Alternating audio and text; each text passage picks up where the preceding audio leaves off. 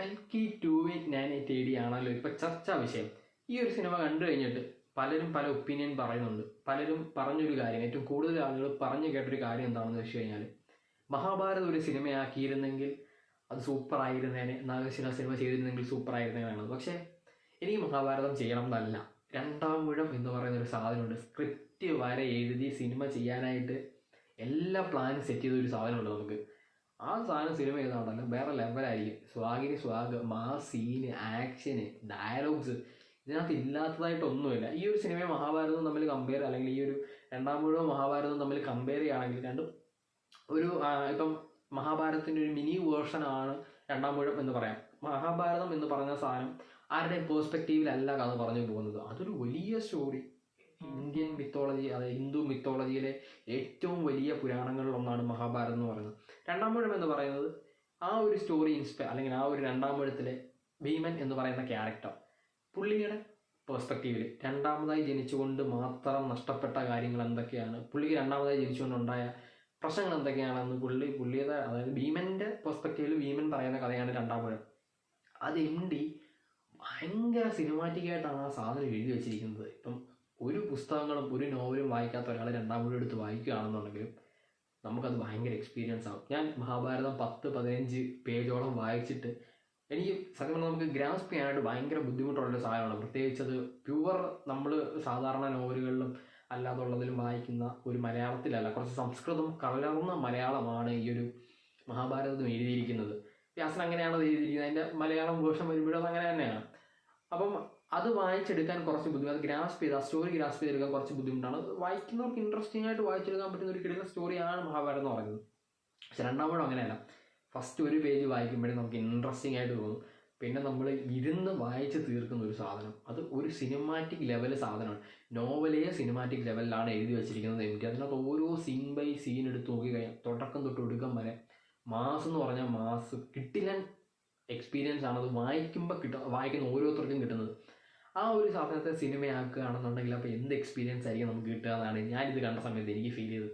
രണ്ടാമത് ഓൾറെഡി ശ്രീകുമാർ, അതായത് നമ്മുടെ VS ശ്രീകുമാർ ഒടിയൻ, പുള്ളി ഇതിൻ്റെ സ്ക്രിപ്റ്റൊക്കെ വാങ്ങി ചെയ്യാനായിട്ടിരുന്നതാണ്. പക്ഷേ അതിൻ്റെ സ്ക്രിപ്റ്റിൻ്റെ കാലാവധി എക്സ്പയർ ആയി. ആ ഒരു പ്ലാൻ ഡ്രോപ്പ് ചെയ്താണ്. ലാലേട്ടനാണ് ഭീമനായിട്ടൊക്കെ അഭിനയിക്കാനായിട്ട് ആ റോള് ലാലേട്ടനൊക്കെയായിരുന്നു. എന്തായാലും ആ ഒരു പ്ലാൻ ഡ്രോപ്പായി. ഇനി രണ്ടാം മുഴം ആര് ചെയ്യും എന്നുള്ളൊരു ക്വസ്റ്റ്യൻ മാർക്കുണ്ട്. രണ്ടാം മുഴം ചെയ്യാൻ എനിക്ക് നോക്കിയിട്ട് ഇനി വേറെ ഇതേപോലെയുള്ള നല്ല ഡയറക്ടർ ആരെങ്കിലും വരികയാണെങ്കിലും ഇത് നന്നായിരിക്കും. അല്ലെങ്കിൽ നാഗേശ്വൻ ചെയ്ത് കഴിഞ്ഞാൽ പുള്ളിക്ക് ആ ഒരു പ്രസൻറ്റേഷൻ സ്കില്ലുണ്ട്. അത് നിങ്ങൾ കൽക്കിയെടുക്കും. മഹാഭാരതം പോലൊരു സ്റ്റോറിയെ ഒരു കോമിക്കാക്കി ഒരു ഫാൻറ്റസി ആക്കി ചെയ്യാൻ പറ്റുന്നുണ്ടെങ്കിൽ രണ്ടാം മുഴം പോലൊരു സ്റ്റോറിയെ മാസ്സായിട്ട് ചെയ്യാൻ പറ്റും.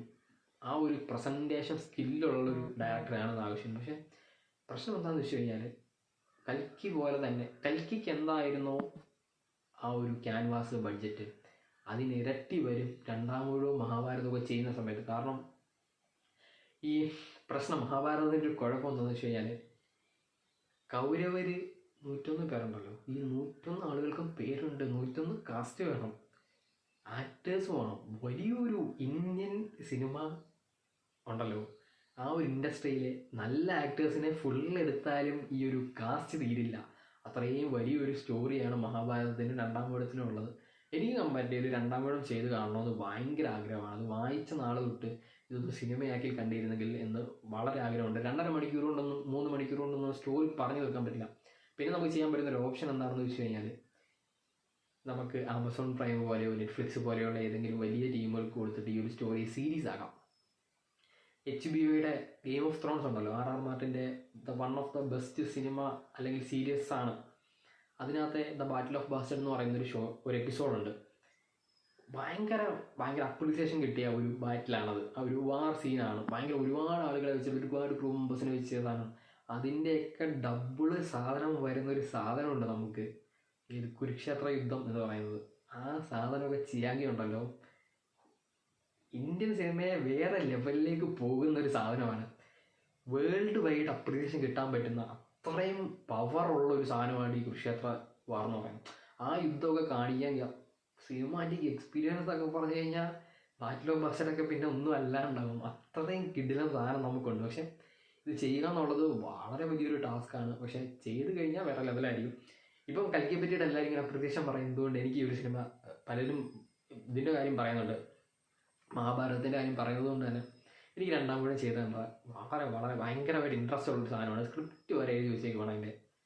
അതിൻ്റെ സ്ക്രിപ്റ്റ് വരെ കറക്റ്റായിട്ട് റെഡിയാക്കി വെച്ചിട്ടുണ്ട്. ഇനി കാസ്റ്റ് എടുക്കുക, എങ്ങനെയാണ് ഇത് പടം ചെയ്യുക എന്നുള്ളതാണ്, അല്ലെങ്കിൽ സീരീസ് ചെയ്യുക എന്നുള്ളതാണ്.